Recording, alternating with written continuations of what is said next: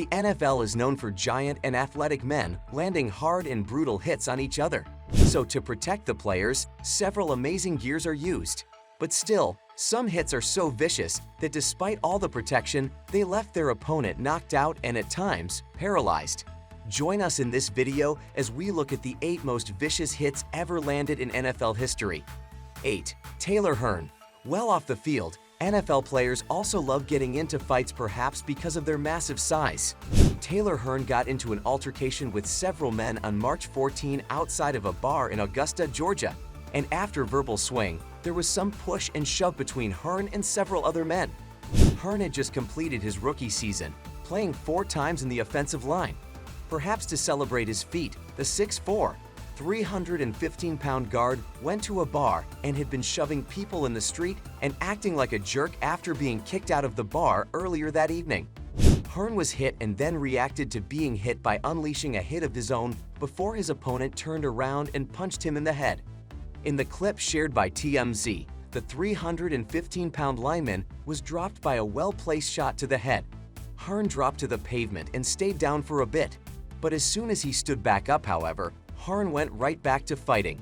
But according to witnesses, the police arrived shortly after, but no arrests were made.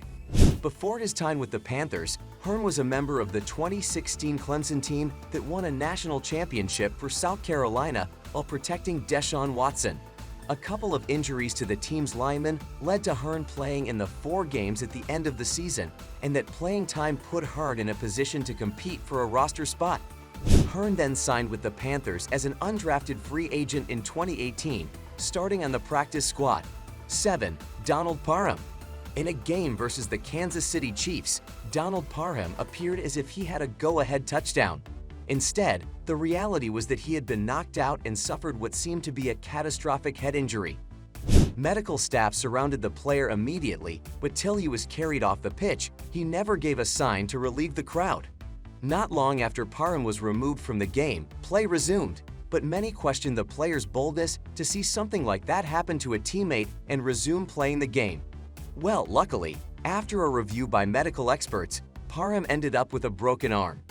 After the game, teammates checked in on the injured player and relayed the news of his well-being to the team. 6. Dunta Robinson's hit on DeSean Jackson. This hit was flat-out scary and visually disturbing. DeSean Jackson, who is 5'10" and generously registered at 165 pounds, looked like a dummy when he was laid out by Dunta Robinson in this 2010 regular season game. To make things even more frightening, both guys were concussed from the hit and were down for several minutes afterward. The culprit, Dunta Robinson, is a repeat offender of these helmet-to-helmet hits, having made a very similar one against fellow Eagles wideout Jeremy Maclin earlier that year. Robinson was fined $50,000 for the hit but wasn't suspended. Altogether, this was one of the most brutal, hardest, and most solid hits in NFL history.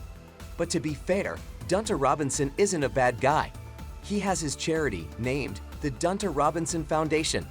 But on the football field, the former Houston Texan and current Atlanta Falcon wasn't nearly as selfless. 5.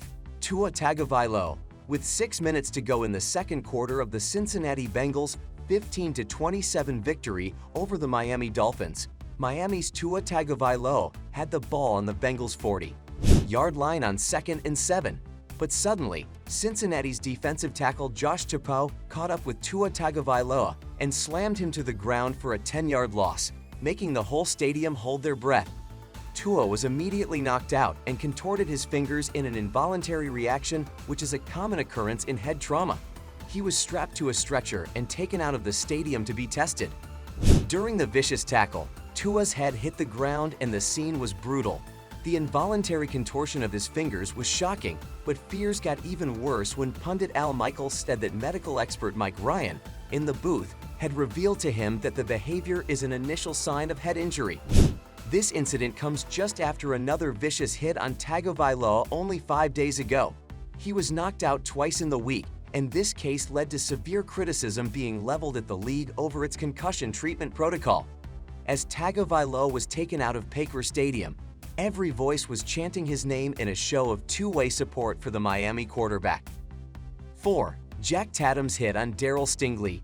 Jack Tatum's hit on Darryl Stingley was one of the most tragic. During a preseason game in 1978, Stingley came over the middle, and Tatum, who is arguably the hardest hitter of all time, hit him at a bad angle and sadly caused Stingley to become a quadriplegic. Tatum never apologized for the hit on Stingley, correctly citing that he led with his shoulder and that it was just a clean, hard hit that led to some unfortunate circumstances.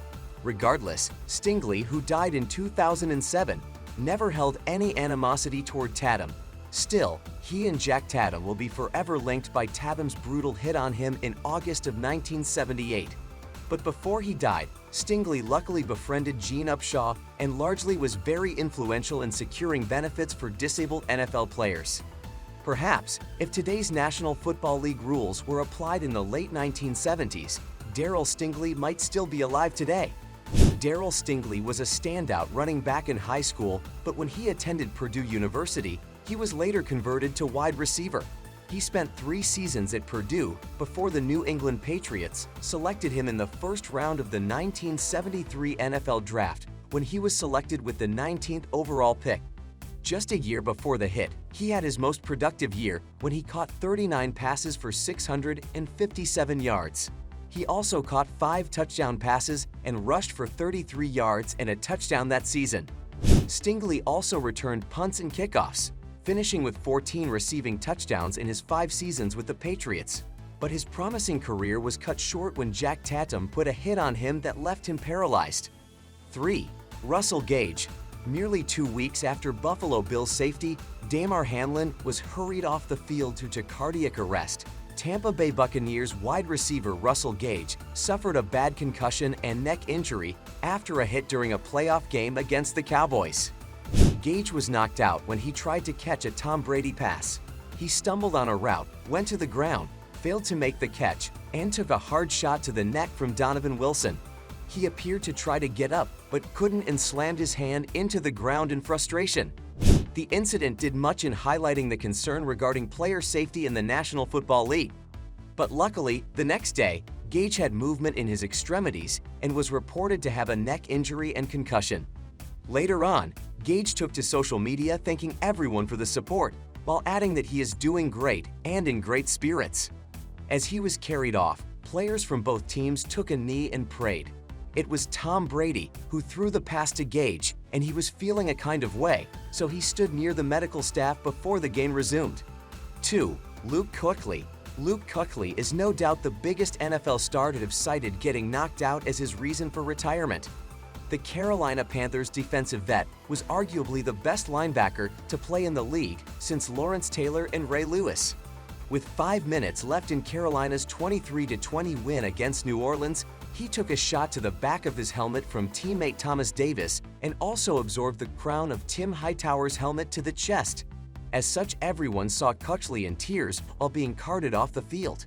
He was evaluated for a concussion and was placed in the league's protocol a few days later. So as a result of the injury, Kuechly had been wearing a cheek collar device in games since 2016. This was to help fellow and future professionals avoid concussions. The device is designed to prevent brain injuries by restricting blood flow out of the head, and Kuechly continues to champion research and work done to help end concussion retirements like his.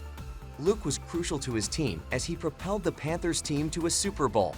But after suffering several concussive blows throughout his career, including 3 documented KO incidents between 2016 and 2019, Kuechly was forced to retire at just 28 years old. While he wanted to play, he didn't feel it was right. 1. Anquan Boldin. Arizona Cardinals receiver Anquan Boldin had one of the most vivid moments of NFL players getting sent to the shadow realm. He stared impassively at a computer screen after he went helmet-to-helmet in a loud collision against the Jets' Eric Smith. It was a simple-seam rout in the final minute of the Cardinals' 56-35 loss on September 28 at Giants Stadium. Quarterback Kurt Warner sent in a high pass, and as Boldin reeled it in, he was hit from behind by safety Kerry Rhodes. Boldin's jaw got checked, his helmet lifted, and his momentum drove him into the face mask of a charging Eric Smith. But even after watching the replay, Boldin never flinched. He did not twitch at seeing himself slump to the turf with the ball trickling out of his hands as he fell. These are the info players who went broke. Thanks for watching to our video. Like, share, and subscribe to our channel for more videos. Stay tuned with us for more content like this one.